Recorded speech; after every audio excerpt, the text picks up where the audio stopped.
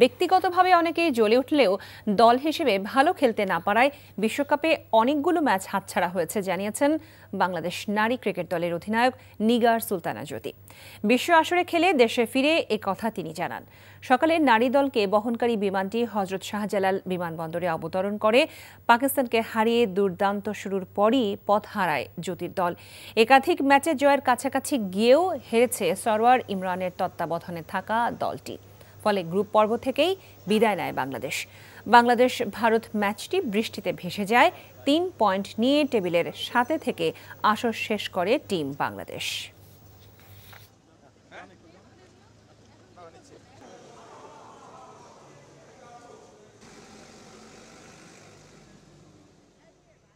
অনেকগুলো ম্যাচই আমাদের বলবো যে জয় করার মতো ছিল, অপরচুনিটি ছিল, বাট আমরা সেটা গ্র্যাব করতে পারি না। সেটা আমাদের দল হিসেবে বলবো এটা আমাদের একটা ব্যর্থতা। বাট ইন্ডিভিজুয়াল কিছু প্লেয়ার আছে যারা রেগুলার ব্যাটিং ভালো করছে, যেমন হচ্ছে সুপ্তাপু, দু একটা ম্যাচে ইন্ডিভিজুয়ালি কিছু কিছু ছোট ছোট ক্যামিও ছিল।